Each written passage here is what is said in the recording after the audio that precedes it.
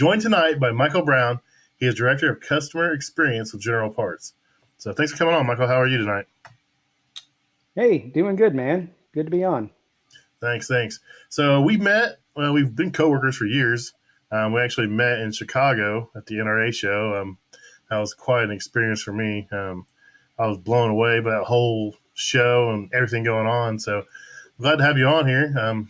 Figure we can start off. You can give an introduction about what your experience is in the restaurant industry. I know you've worked in some restaurants in the past, and you've worked your way up, and now you're director of customer experience with us. So you want to give a background on what you've done, how you ended up here?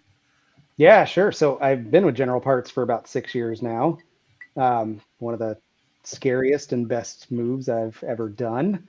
My past life, I grew up working in restaurants as far as starting my first job at A&W when I was 15, just a couple months shy of 15, so a little under the table money, which is nice. But um, uh, from there, just working my way up in restaurants, shift manager, assistant manager, got my first general manager job at 18, which was rather scary, but um, Nice. it was, the person that put me in that position probably shouldn't have done that being at 18, but, everybody has their experiences they go through, it was very good, very eye opening.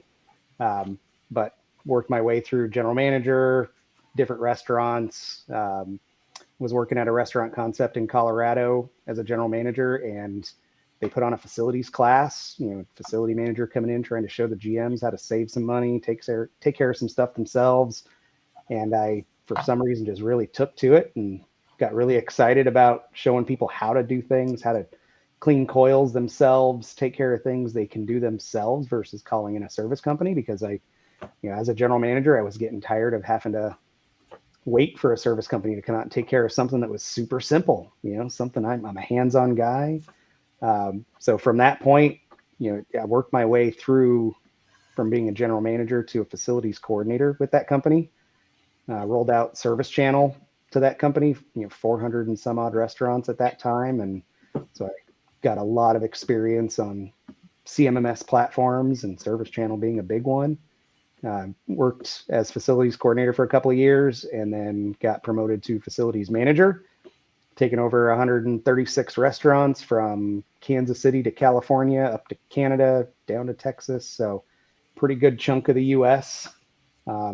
Being a facilities manager for a restaurant concept, I give kudos to any of those guys. It is a 24/7 job. It is thankless. It is tiring, and man, it can burn you out pretty quick. And that's what pretty much happened. It burned me pretty good, and General Parts offered up a position. Jumped on board with that as a key account manager, regional sales manager, and that started 6 years ago when I moved to Vegas. So I live in Las Vegas now. It's been a interesting ride. Lots of career paths you think you're going to take in your life, and then you end up finding yourself on the path that you're on, and you're like, how the heck did I get here? So it's been pretty interesting. With General Parts, starting with key account manager, regional sales manager, I was kind of put in the position of dealing with a lot of our chain customers that use third-party work order platforms, CMMS systems, and trying to learn every single one of those. I knew Service Channel inside and out, but I had to learn all of the other ones, and there's still more coming on board almost every week.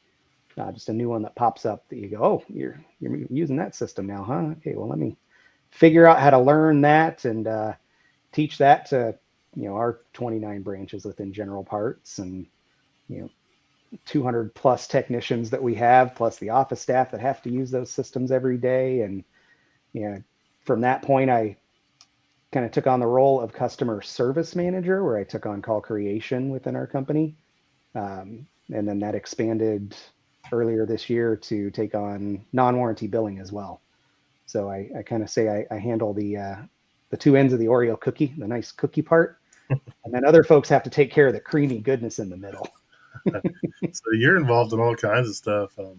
That's an interesting story. I mean, like you said, starting off at 15 years old and general manager by 18. That's kind of insane. I'd be scared to death too. So uh, You probably did better than I would have. I would have freaked out. I was 18 years old. I wanted to make money, and I wasn't chasing girls, luckily. But uh, yeah, that'd been a little scary for me. So, but it's cool. So It definitely was for sure. I look back at it now and I question every single decision I made because they were probably not great. yeah, yeah. You said something in there. You mentioned something like, "How did you get here?" And that's my whole thing right now. Is everything I have going on is like, "How did I get here? How did I get here?" And your story is like mine. You work, you do what you gotta do. You take care of the customer, whether it be a third party person or a restaurant or a manufacturer. You take care of the customer, and everything else just kind of falls into place. And a lot of guys lose that in this business. But focus on the customers, and everything else will just fall right into place.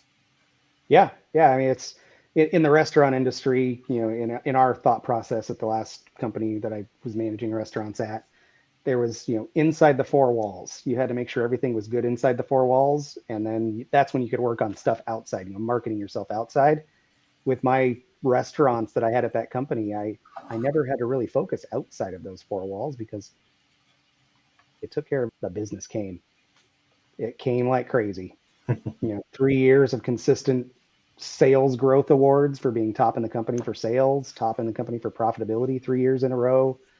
If you take care of everything inside your building, everything's going to fall into place. Yep, yep.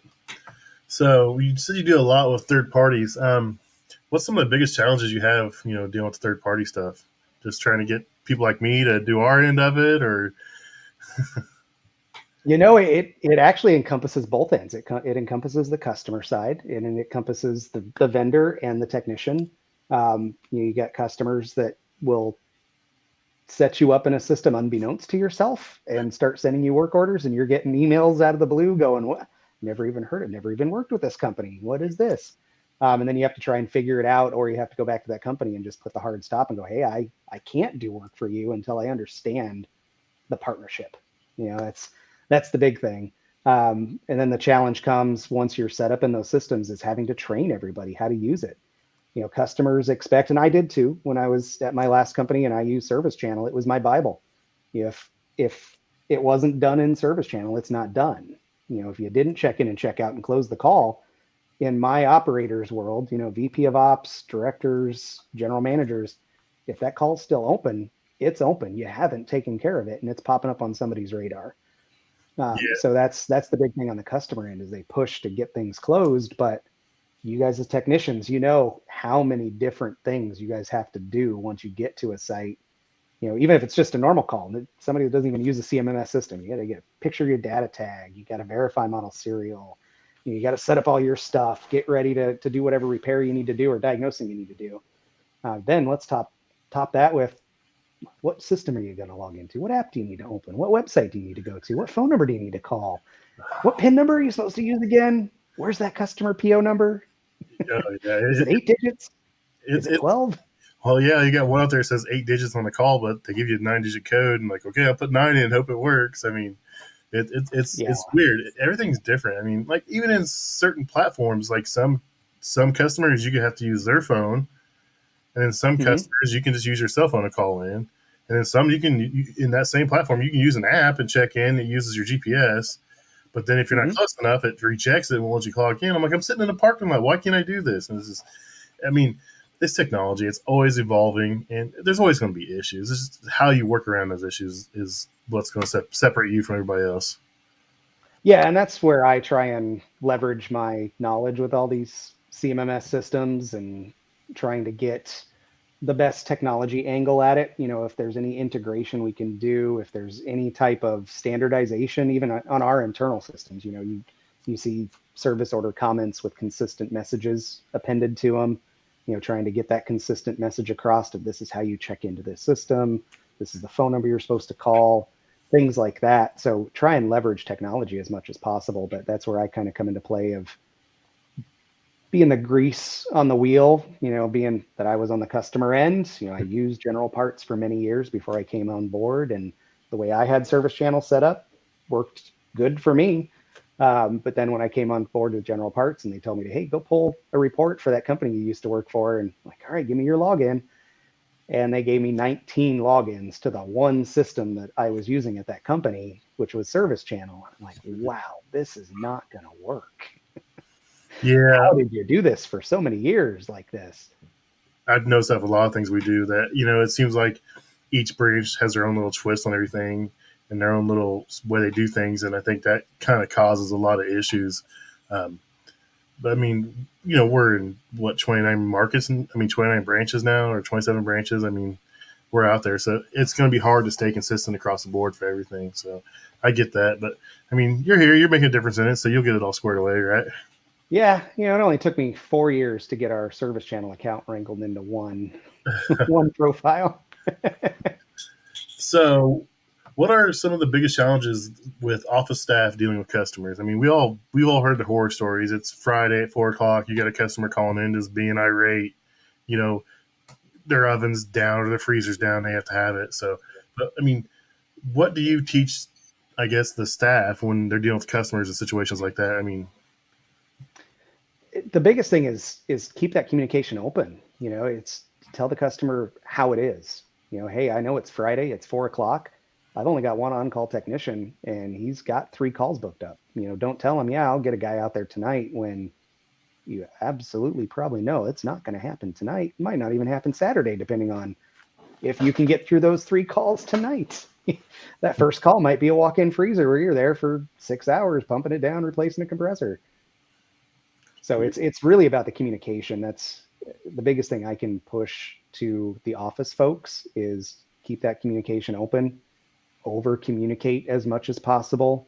You might get people that complain how many emails they get throughout the day, but I'd rather be over communicating to somebody than somebody wondering, why didn't you tell me that you couldn't be there? Or why didn't you tell me that part was on back order? That type of thing. And that's, through the whole supply chain shortage, that was a big one, where we knew as soon as we put that purchase order in to order that part, we were getting told it's going to be middle of January before that part's available. That's the big stuff we got to communicate. yeah, I'm waiting on a rooftop unit for a chain account right now, and they order their own equipment, so we just receive it and we install it. But we've been waiting on this thing for over a year, and there's still no estimated delivery date. And this is a huge chain account, and I can't believe that. I mean, the way it's going, but it's going on second winter. It's been through 2 summers, and this is starting a second winter. So I imagine it's going to be ugly here soon. But Yep. Yep. And so that's something that through the whole COVID supply chain shortage too, really, was good with communication with customers is, hey, I can get you a replacement fryer, but it might not be this brand. It might not be that standard brand that you have in your kitchen equipment package, but I can get you this fryer that's somewhat equivalent. There were a lot of, we'll say unknown manufacturers before then that were, maybe smaller, not looked at as a high-end product, but a lot of them were able to really prove themselves through these supply chain shortages. And it was about communication back to the customer of, I know this is your standard unit, but here's another option for you. Give them their options. They might not like them, but give them their options. yeah, I've walked in some key restaurants, and they have their key accounts where they have two vendors, and like you walk in, you see this cooler sitting, and you're like, you guys aren't supposed to have that. And they're like, well, we can't get what we're supposed to have, so we had to do something. So it's out there. So Yeah. um, Yeah. I say that's probably a bigger thing with the communication back as well to the customer is, closing that loop of once you take care of something, let them know. If you've already gotten a problem taken care of for them, close that circle. And that's a big one to train into the office folks as well, is communicate back once you've taken care of something.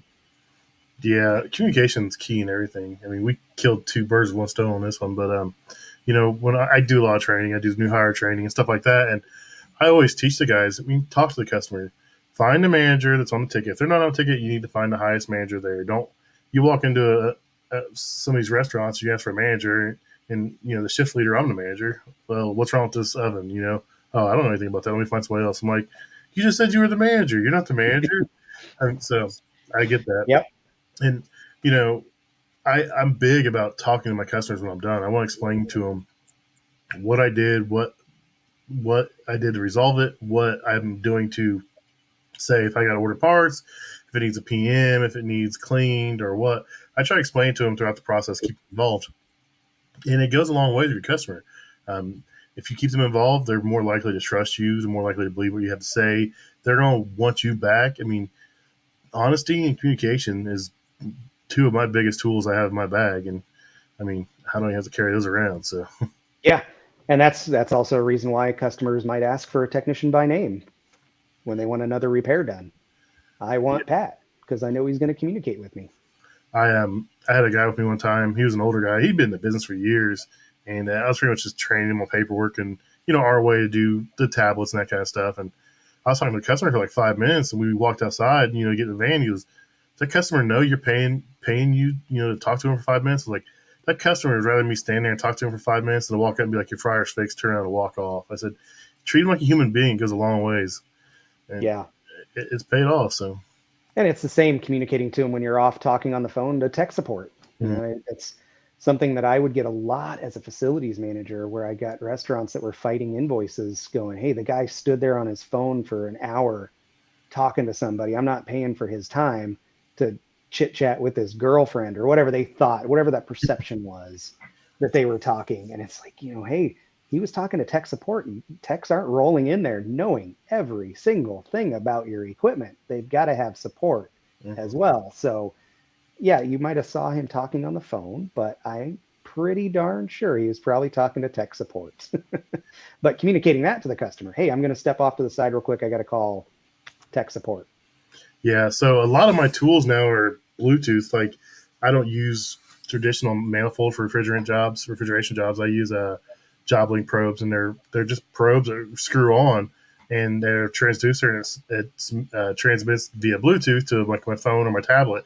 So a lot of times, I'll be working on a cooler, and I'm measuring temperature, I'm measuring pressures, I'm measuring everything, amp draw, and it's all on my phone. People see me staring at my phone, and they sometimes they'll give me a weird look, and I'm like, "No, look, I'm working." I show, and they're like, "Oh, that's cool," and then I go through and explain to them, how the tool works, and it's all on my phone. It puts everything in front of me, and I can actually generate reports from that app.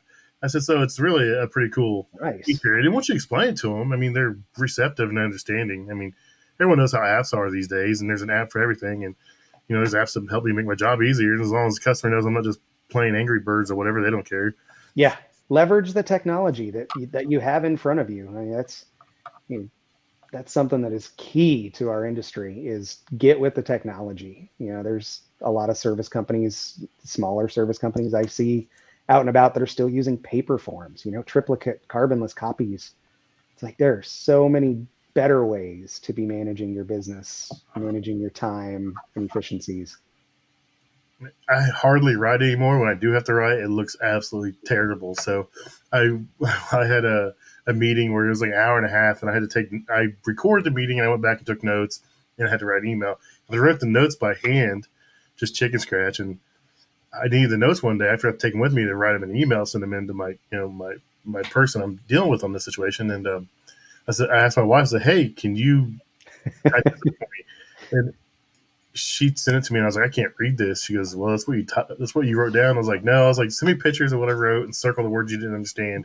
So I had to go back through and like fix everything that she couldn't read, and oh my gosh, shorthand, misspelling, and everything else, just because the way my brain thinks, I'm like 3 words ahead of where my fingers are, and it's just like it gets bad. Yep. Same here. I'm left-handed too, so it's really horrible. I write with a pencil. I try and do everything in pencil, and I have one of those big sticky erasers, little click sticky erasers, because too many times I write something, I'm like, I cannot even read that word. I'm going to erase that and try again. Speaking of left-handers, my son's a lefty, and when he was little, I couldn't even teach him how to tie his shoes. So I found someone who was left-handed to teach him how to tie his shoes, because it was like I couldn't wrap my brain around it the way he was trying to do it. Yeah, it's like when we have meetings and whatnot, and the conference rooms, and everybody's like, "Who's going to take notes on the whiteboard?" I'm like, "Well, it's certainly not going to be me, because everything I write, I'm just going to erase right after I write it. So somebody else can take that one." That's one way to get out of it. It is. So let's see. What is the biggest complaint that you have received from the customers? It can be something, stupid, trivial, something we can fix and address. So, I mean, customers are going to complain that, you didn't fix my equipment, or, stuff like that. I mean, they're always going to do that, but what's something we can actually address and maybe fix as technicians or as office staff? It circles back to communication. Yep. Really does. Technicians on site communicating that they're actually there. Hmm. I do get a lot of that where maybe you talked with John, the shift manager, like you were saying, but he didn't communicate back to Tim, the general manager, and Susie's the assistant manager coming in the morning, and she still thinks the thing's broken because nobody told her it's fixed. Yeah, I You mean, know, communication is going to be communicating. everything. I get a feeling we're going to talk about. I mean, it's such a vital role, though. I mean, it's everything when it comes to our customers. So, Yeah, and as well as, on the office staff is communicating as well. So there is a lot of quotes that I see get rejected or get questioned by our customers where we put basic information in there, as far as instead of taking your guys' tech notes, which are giving them everything you guys found on that diagnosis, they're just putting in an estimate. Maybe you'll give them a $4,000 estimate and say repairs to oven. Great. What are you repairing? What was broken to begin with? I know I called you out for a broken oven, but I don't want a quote for $4,000 that just says repair oven. I'd like to know what you found and what you're doing to fix it. And yeah, maybe what we as a customer might have done to cause this. yeah, I've run into a lot of stuff like that. I have a trainee with me, and he wants to be short as he can on his notes. I'm like, look, I was like, can you remember what you did on this call 3 or 4 weeks from now? No. I was like, so when billing gets this call and they don't understand your notes and they're going to send an email to you and our branch manager, I said, are you going to be able to recall what you did? No. Take the time, write it out thoroughly so you don't have to worry about remembering it. I said, if you write it out thoroughly to where our manager can understand it, billing's going to understand it, warranty's going to understand it, everyone's going to understand it, and they're not going to call and bother you. I said, believe me, I've been doing this a long time. Take the time, write it out, and be done with it. Yeah. Yeah. You've got the texts that are short in that communication. Then you have the texts that write the entire novels. They'll tell you how the walk was into the building. They stepped on a piece of gum in the parking lot. And I'd rather have that over communication than I would just Yeah. fix the oven, replace thermopile, short things like that. Especially for we have some customers that, in their lives, they were technicians. We have facility managers that have come from technician roles, directors of facilities that were technicians. And sometimes with refrigeration calls, they want to hear what micron did you pull it down? What vacuum did you pull down to? They want to hear all your pressure readings and everything because they want to know, was it actually done correctly? That type of thing. Yeah, that's what my thing is. If I have to go follow somebody back or a callback or something, and I look at their notes and it says gas pressure is okay, I'm like, no, that's not how this works. Okay is not a gas pressure reading. Okay is just you saying it's okay and going about your day. Mm-hmm. I needed a gas pressure, and then I get there, I check gas pressure, and it's either super high or super low, or there's not enough volume, it falls off. I'm like, this all could have been prevented the first time if you had actually done, what you're saying. Gas pressure okay is not a suitable answer in any form of my life. Should be gas pressure measurement. Yep, everything's a measurement. If you check it, you have a measurement. You should be able to write it down. Yeah, that was a topic of discussion. I'm out here in Chicago this week, and we had a meeting with one of our large manufacturer partners, and gas readings for the flue readings came up, and discussing about how they need to know exactly what that CO2 reading was, that carbon monoxide reading, because they have to report that back if something ever happens at that facility. You can't just put in there, CO2 reading was okay. Yep, we have these big fancy tools they give us. Keep them at the shop. Some keep them on our truck, and yeah, they do a really good job reading that stuff until they don't. But generally, they get them Yeah. fixed pretty fast. So, but yeah, that's an important thing to do, especially your former employer. It's probably been. I'm not sure if you were on board here or not. They were putting in CO2 detectors underneath their hoods. I'm like, how, or right outside their hoods. But they were famous for turning on their equipment and not turning the hood on. So it set it off and called the fire department all the time. Yeah. Like, I was like, no, you guys have to turn your hoods on before you turn all these burners on and stuff. I'm like, of course the fire department's going to call, come and they're going to shut you down for CO2 because, Yep. you don't have your exhaust hood on. Turn your exhaust hood on and it all goes away. And I don't know how many calls I've got when they rolled out those detectors right outside the hood. I'm like, why are you guys putting these right outside the hood? Yeah, that was a big issue at my former restaurant concept where the older restaurants, newer restaurants, we ended up building in interlocks. So you couldn't energize the line without having the hoods energized. Hmm. You couldn't get any power there, which was great. But the older restaurants, it'd be a cold winter day, say in Colorado, and they didn't want the makeup air pulling in at 50 degrees, 40 degrees. Our heaters on our makeup air, some of our restaurants were old enough where they didn't necessarily have heaters.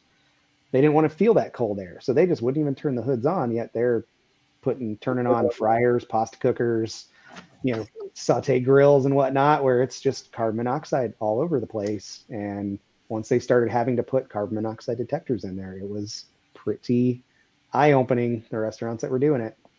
Oh yeah, there was a handful of them, and it was like every day. Some stores, I'm like, stop, turn your hood on. We went through this yesterday, But once they call the fire department, we have to go out there, and it's all kinds of Oh live yeah, at that point. get everything red tagged. I want everything checked. I Yeah, had fire a department, restaurant closed for a day and a half for that. fire department comes. They're looking for gas leaks. They're checking everything. It's like, oh no, why did you guys do Yeah, this? which was hilarious because the one that did end up getting closed for a day and a half, the fire, I don't know if it's firefighter or the fire marshal came in. He was using his CO2, his carbon monoxide detector, and literally taking it over the flue of the pasta cooker as Yes, it was running. Like, of course it's going to be reading at thousands of ppm. yeah. It's spewing out right there at the flue. Oh, that appliance is broken. You need to get it fixed. It should be 0. You don't understand this, do you? You can't get a zero out of a household gas range. I mean, let Yeah, alone something pumping out 80,000 BTUs of heat. So yeah, it's amazing what goes on in a restaurant. it Um, is. but we've talked about, man, everything's communication. Looking through our list here, and what are It the is expectations? key for sure. Yeah, I wrote all these questions down. I didn't even think about it, but I mean, all of it can be solved just by spending the time and talking to the customer or talking to the office or somebody. So that's crazy. Yeah, and same thing with the role that I'm in with having the billing side as well. It's the billing side is about communication. We've got where the biller tries to invoice something, and again on the front end, the call might not have been set up correctly or information gathered to where we even know who to bill for a certain call. So that's where intercompany communication is key, is working together to ensure that the branch folks, the office folks are gathering the proper information for a call. And if they don't know, they've got to ask, because then it just turns into a receivables nightmare in the end if it does actually get invoiced and we're emailing the invoice to Sue when it should have gone to Pam. Um, or we're maybe charging a customer's credit card where they don't own that restaurant anymore because we didn't bother to reach out and verify that that card was even supposed to be charged. Yeah, I've ran into billing department sending emails out now where they email me and my branch manager. And a lot of times it's something I forget to put in the file room or a piece of paper, a startup form or something, or we didn't get an authorization number, so I get an email from somebody at billing and they're reaching out. At first, I got mad about it. I was like, why is this person bugging me? I got enough stuff to do. And then I realized, well, I guess I probably screwed up or I didn't follow an instruction or, you know, and I'll read the email now and I'm like, oh, that's something I did. Or if it's not something I did or something my boss missed, I just ignore it and then wait for him to say, hey, did you do this? I'm like, no, that wasn't me. That was you. But it's Yeah. it's opening my eyes to a lot more stuff. I was a technician for years, and I got a varying role now in some of the things I do, and I got to learn to take my time and to think things through a little bit better than I used to do. I used to just brush through and just fix stuff, and now I get emails from texts all across our company, and it's just like, okay, what do they want? Where are they at? What's the policy of their branch? It's just taking the time and thinking about it before I jump head first and make a bad decision or a bad judgment or something I shouldn't do. So It's even having that knowledge for a lot of the warranty stuff, and do warranty for 200 manufacturers. You've got to know how all 200 of those want their stuff done. Do they want an authorization called for from the site? mhm. Or do we need that authorization before we can even run the call? Maybe the customer's supposed to contact them first to get the tech support that they want to give the customer before asking an ASA to come out and take a look at it and paying that cost.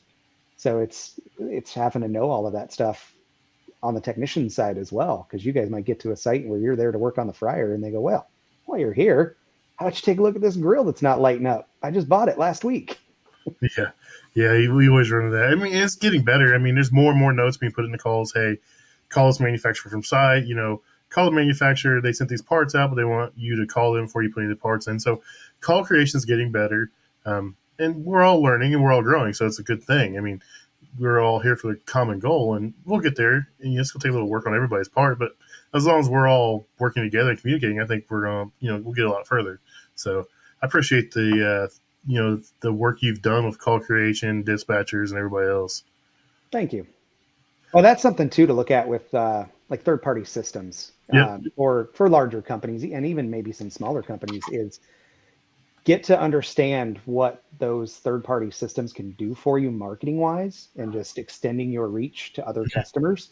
A lot of those third-party platforms, say Service Channel, EcoTrack, even Corrigo, if they're using the vendor search in there, but a lot of those, once you're in those systems, you're available for all these other companies that utilize those systems to select. Hmm. So you're basically marketing yourself by getting set up in there, to where if they're moving into a new market, say a new restaurant concept is going to open in Memphis, they should be in that work order system, searching that system to go, hey, who does cooking equipment repairs in Memphis? Who does refrigeration, HVAC, things like that? Because they're going to be way more prone to hook up with a company that already knows that system and utilizes it than they are trying to find somebody in that market to do their work outside of that system. So if you're getting set up in there, you're marketing your business as well. So it's very important to set yourself up properly in there. Make sure, like, if they have zones coverage type things, Corrigo has their smart zone coverage, Service Channel has their coverage map when you're setting up in there. Select those appropriately and accurately, and know that it should be bringing you business in your door. That's a good point. I never thought of it that way. I mean, I always just think of it, I'm here for this customer. And I mean, that makes sense. There's a lot of people that use Service Channel. You never know what could come about it. So that makes a whole lot of sense. That's a good point. Yeah. Never that way. And it comes down to partnerships too with, we're involved in a lot of organizations, Restaurant Facility Management Association, CFESA, getting involved in local business chamber of commerce type things. But there's a lot of relationships with these third-party platforms that can take years to develop. We had one large chain that I had been working on since I started with the company, trying to get in the door and get work from them. And it took a good 3 to 4 years to finally get in the door and start getting work from them. Granted, we don't get too much right now, but I have multiple markets that I can always offer up to them if they're in need. I'm not the pesky sales guy type where I'm poking you, give me business, give me business. It's more of when the time is right, we're there for you. We never want you to get rid of the current guy you're using if they're doing a good job, Mm-hmm. because we want that same loyalty in return. But know that I'm there for you. I'm already set up in your system. I'm ready to go. Nice, nice. Yeah, that makes a lot of sense. I mean, there's enough work out there for everybody, but if someone can't get there or they can't fulfill a need on a certain piece of equipment or warranty wise, we're always there. So that's a pretty good way to look at it. And that's something for the office folks to keep in mind as well, is if you're getting that Friday night, Saturday morning call for a chain account that you've been really trying to get, or maybe it's not one you've been trying to get, but one that you go, it's got some potential, is look at that emergency call you're getting. Hey, my other guy can't get here. Can you get here? You should be grabbing that by the horns and running with it, because you're going to come in and save the day and hopefully be able to say, hey, your guy couldn't get there. We could. What can we do for you? Yeah, that's a pretty good point. I mean, I've done some work for some customers where they have a small guy that takes care of all their stores, and then a lot of times on the weekends he can't, he don't want to work that weekend or something. And I'm like, why is this person calling me on the weekend? And it's a situation like that. So that makes a whole lot of sense. Yeah, and that's something to watch out for too for service companies, is watch out for the customers that only want to use you when they need to use you, when you're the backup guy. If you're always the backup guy, probably shouldn't be partnering with them. We have some customers that they have internal technicians, their internal guy goes on vacation, goes hunting for the week. All of a sudden we're getting a dump of calls and you got to get there right now, now. Well, you only give me 1 week of calls out of the year, so you're not really a top priority. I'll get to you when I can, because I know after this week, I'm not going to get anything else. Yeah, that brings up another point. Like, just because the customer in your area only calls you a handful of times a year doesn't mean that customer in a different area doesn't call us a handful of times a week. So we have to Yeah, be mindful of that. Just because we don't do a whole ton of volume in Indianapolis doesn't mean Colorado's not doing a whole ton of volume. It's a quarter of their market share. Or profitability. So, I mean, yeah. you have to think about those big chain accounts. It has far further reaching implications than just your branch. I mean, so Yeah, that is something for the office folks to keep in mind as well is you might get one call a month or whatever, but there could be other markets that's their main bread and butter. And that one call you're doing where you're just putting them off to the side and you're still representing General Parts. You're yep. still representing whatever brand you're working for. Ensure that where you're representing the brand is being the same as where it's being represented somewhere else, where maybe they are their biggest customer for that branch. Nice. So another thing I like talking about is soft skills. I kind of learned this the hard way, just on my own. I talked about earlier with taking time talking to the customer. But when I first started, I worked with older guys, and they'd walk in, where's the fryer? Who's in charge? Looking grumpy, looking mad. Go in there with a smile. You don't have to be their friend. Just treat them with respect, and talk to them, and it goes a long way. So, I think us as an industry would probably do well if we offered some sort of soft skills training. For not just the office, but for the technicians. I mean, we're the face of the company. Yeah, they may call and talk to a dispatcher or a manager, the first person they talk to, but they're never going to see their face. It's always going to be me or my trainee or someone else in the market. So these guys have to do a better job communicating and not being so rough and rugged, and go in there with a smile on your face, and just be nice to them. So Yeah, those soft skills on both ends, office and technician. The office, all they're hearing is your voice. They're not seeing the body language behind it. They're not seeing that smile that really could be on your face. It's just the sound of your voice might sound a little gruff and grumpy. But the office, it should always be something welcoming the customer in. Hey, thank you for calling General Parts. We have a great branch manager down in Houston, Pete. He answers the phone every time he answers the phone. It's a great day at General Parts. How can I help you? nice, Every time. It's nice. amazing. I love it. If we could replicate that, that'd be awesome. But even on the technician side, when technicians are walking into a site, you know, go up, meet the manager. Hey, how you doing? Here to fix your stuff. Hopefully I can get it working for you today. So can you show me around? Show me the unit. Let me get there. Things like that. And even talking with the manager like you do, talking with them, letting them know what's going on and what you did to fix it. There's plenty of technicians within my restaurant days that, I'm sure you get lots of free food with your customer service skills. But buying a customer buying a technician dinner, after saving the day, can go a long way on keeping the technician happy. But even just telling the customer, oh man, I'm here to service you. That's what I'm here for. Pass up on that free meal to get it next time or something like that. Make them Yeah, super happy. I've gotten a lot of stuff into this job. I mean, I always joke around, tell everybody when I started, I weighed like 225, and last year I was at 440, and I'm down considerable from that. Not back down to 225 like I'd like to be, but I'm trying. But yeah, I've ate everywhere from 5-star restaurants to I had the baseball stadium in my market. They had a big event coming up, and I got their combi running, and they had to have their combi, and I got it running. He gave me passes to sit in the suite, someone's suite that he knew was going to be empty. He gave me passes to sitting there. He said, "Bring your family. I'll give you all the food, drinks, booze Nice. you want." And I'm like, "I can't do it, man. I'm out of town." I wish, but I mean, Can I pick a date? Can I pick a date? Come on. yeah, it was crazy. So that's cool. A lot of things guys struggle with is you get the managers, and you worked in restaurants, so you probably know the type. They think they can bully everybody just because they're a manager at a restaurant. They think they're special. I mean, that's probably the way to say it, but they think they're better than people, and they like to bully people. So I always tell my trainees or coworkers. I mean, I walk in if a customer's loud and obnoxious, and they're saying stuff and they're being kind of disrespectful, I'll let it go for a little bit, and maybe they're just having a bad day.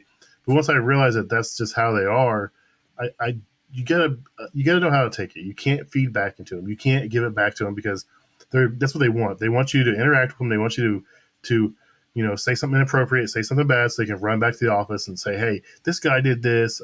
We can't be having this. What are you going to do about it?" I mean, don't feed into the customer if they're going to be negative. I've been cussed out. I've been yelled at. I always tell everybody, I said, take it for a little bit. When it gets to the point where you're getting mad or frustrated, pack your tools up and leave. Don't Yep. say a word. Just pack your tools up and leave. And by the time that manager sees you walking out that door, their tone's going to change 180 degrees. You're going to be their best friend, and you'll be back to fixing their equipment, and they'll never talk to you like that again. I mean, I had a restaurant here. The manager, he was terrible. He'd cuss you out. He'd cuss the staff out, and that's where I learned it at. Was he just under my skin one day, and I was like, man, I'll just go home. I don't feel like working anymore today. So I just packed myself up and left. And ever since then, I'd walk in. I was his best friend, man. He'd want to feed me every time, smiling, ask me how my day was.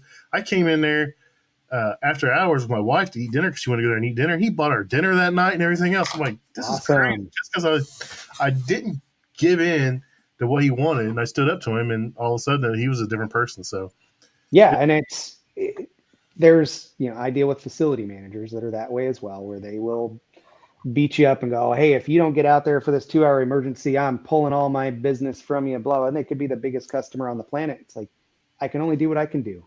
And as a technician, when you're walking in there and you're dealing with somebody like that, I'm here to help you. mm-hmm. Help me help you. If you're not going to do that, you can find somebody else to do it. Yeah. It's that simple.